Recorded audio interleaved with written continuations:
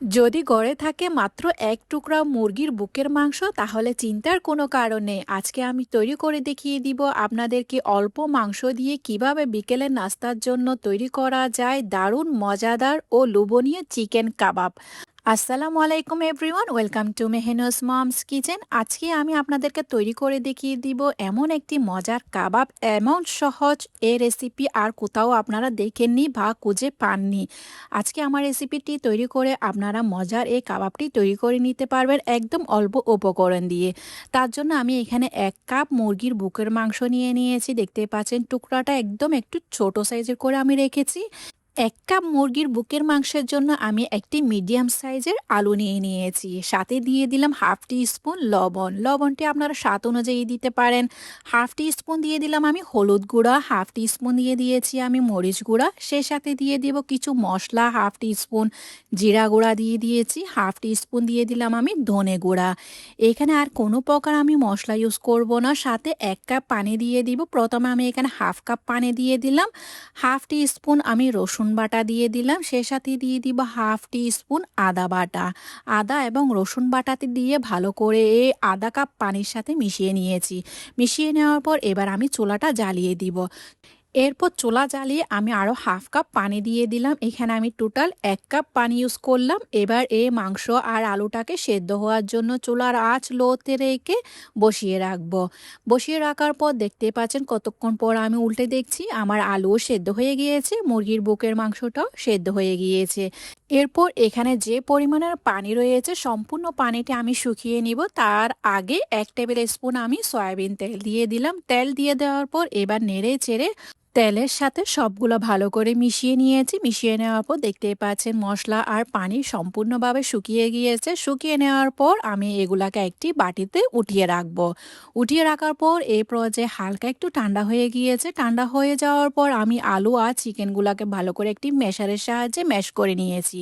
আর আপনাদের হাতের কাছে যদি আলু মেশার না থাকে তাহলে আমার মতো এভাবে করে হাত দিয়ে মাংসটাকে ছাড়িয়ে নেবেন এবং আলুটাকে ভালো করে ম্যাশ করে নেবেন হাতের সাহায্যে। এগুলো ম্যাশ করতে করতে আপনাদের কাছে আমার একটাই রিকোয়েস্ট, আমার রেসিপি যদি আপনাদের কাছে ভালো লেগে থাকে তাহলে ফ্রেন্ডস অ্যান্ড ফ্যামিলির সাথে অবশ্যই শেয়ার করবেন। লাইক, কমেন্ট, সাবস্ক্রাইব করতে একদমই ভুলবেন না। আর আমার ফেসবুক পেজটাকে ফলো করে দিয়ে যাবেন। আমি চিকেনটাও ছাড়িয়ে নিয়েছি, আলুটাকে ভালো করে ম্যাশ করে নিয়েছি। এর সাথে একটি মিডিয়াম সাইজের পেঁয়াজকে একদম স্লাইস করে দিয়ে দিলাম। একটি কাঁচামরিচকে আমি কুচি করে দিয়ে দিয়েছি। 1/4 কাপের মতো ফ্রেশ ধনেপাতা কুচি দিয়ে দিয়েছি। সাথে 1 টেবিল স্পুনের মতো আমি লেবু রস দিয়ে দিলাম। তারপর এখানে দিয়ে দিয়েছি 1 টেবিল স্পুন মেয়োনিজ। সাথে দিয়ে দিলাম 1 tablespoon sweet and sour sauce. আপনারা এখানে চাইলে টমেটো সসটা ইউজ করতে পারেন। হাফ টি স্পুন দিয়ে দিলাম আমি চাট মশলা।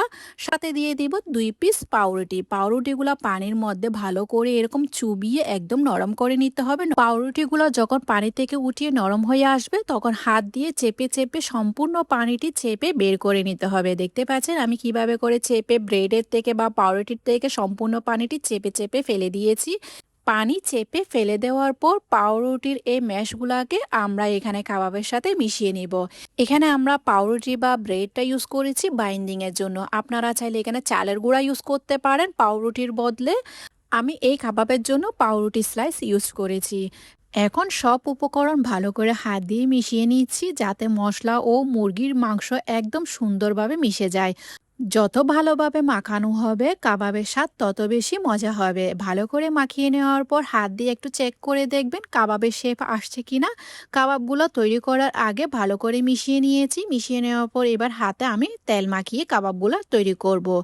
কাবাবগুলো তৈরি করার আগে হাত ভালো করে ধুয়ে নিয়েছি। ধুয়ে নেওয়ার পর হাতে সামান্য পরিমাণ তেল মাখিয়ে নিলাম। তেল মাখিয়ে নেওয়ার পর এবার কাবাবের শেপটা আমি দিয়ে নিচ্ছি। কিভাবে দিচ্ছি আপনারা দেখে নিশ্চয়ই বুঝে নেবেন। আপনারা চাইলে আপনাদের পছন্দ মতো কাবাবের শেপটা দিয়ে নিতে পারেন। আমি আমার পছন্দ অনুযায়ী বা আমার সুবিধা অনুযায়ী আমি এইভাবে করে কাবাবের শেপটা দিয়ে নিচ্ছি। কাবাবের শেপটা যেন সুন্দর হয়, উপরটা যেন মসৃণ হয়, ওদিকে লক্ষ্য রাখতে হবে। হাতে হালকা তেল মাখিয়ে উপরটা একদম ভালো করে মসৃণ করে আমি সবগুলো কাবাব এভাবে করে রেডি করে নিয়েছি। দেখতে পাচ্ছেন কতটা উপরে মসৃণ হয়েছে। এভাবে করে একদম মসৃণ করে নিতে হবে যেন কাবাবের উপরে কোনো ক্র্যাকেল বা কোনো ফাটল না থাকে। এবার কাবাবগুলো তেলে দেওয়ার জন্য আমি একটি ডিম নিয়ে নিয়েছি। চুলায় তেল বসিয়ে দিলাম। তেল যখন হালকা একটু গরম হয়ে আসবে। ডিম থেকে চুবিয়ে আমি কাবাবগুলোকে তেলের মধ্যে থেকে ফ্রাই করে উঠিয়ে নিব। ডিমে চুবানোর কারণে কাবাবের যদি কোনো রকম তেলে গেলে খুলে যাওয়ার সম্ভাবনা থাকবে, তাই ডিমের মধ্যে থেকে কোটিং করে আপনারা যেহেতু কাবাবগুলো তৈরি করবেন বা তেলে দিবেন, তাহলে এই কাবাবগুলো কোনো প্রকারে বা কোনো অংশে তেলে গেলে আর খুলে যাবে না। এভাবে করে আমি কিছু কিছু কাবাব ডিম থেকে চুবিয়ে তেলের মধ্যে থেকে গোল্ডেন ফ্রাই করে ভেজে উঠিয়ে নিব। একসাথে সবগুলো কাবাব দিতে যাবেন না, অল্প অল্প দিবেন আর তেল থেকে একদম গোল্ডেন ব্রাউন করে ভেজে তারপর একটা স্ট্রেনারে রেখে দিবেন সম্পূর্ণভাবে তেলটি ঝরে যাওয়ার জন্য। বিকালের নাস্তার জন্য এভাবে যদি আপনারা কাবাব তৈরি করে খান, তাহলে রুটি, পরোটা আর সাদা ভাতের সাথেও আপনারা এই কাবাবটি রাখতে পারেন। এত সহজ, একদম অল্প উপকরণে এক টুকরো মুরগির বুকের মাংস দিয়ে কত সহজে এই কাবাবটি তৈরি হয়ে যায় আর সময়ও লাগে খুব অল্প। এভাবে করে আমি সবগুলা কাবাব তেল থেকে উঠিয়ে নিয়েছি। মাশাআল্লাহ, কাবাবগুলো দেখতে যেমন লোভনীয় হয়েছে আর গরম গরম খেতে চেষ্টা করবেন। একটি কাবাব আপনাদেরকে আমি ভেঙে দেখিয়ে দিচ্ছি, ভেতরটা কতটা না জুসি হয়েছে, না বানালে আপনারা বিশ্বাস করতে পারবেন না। অবশ্যই অবশ্যই ট্রাই করবেন। আমি এই কাবাবটা টমেটো সসের সাথে পরিবেশন করে নিয়েছি। আজকে তাহলে এই পর্যন্ত, দেখা হচ্ছে নতুন আরেকটি রেসিপি নিয়ে। সে পর্যন্ত ভালো থাকবেন, সুস্থ থাকবেন, আমার জন্য দোয়া করবেন।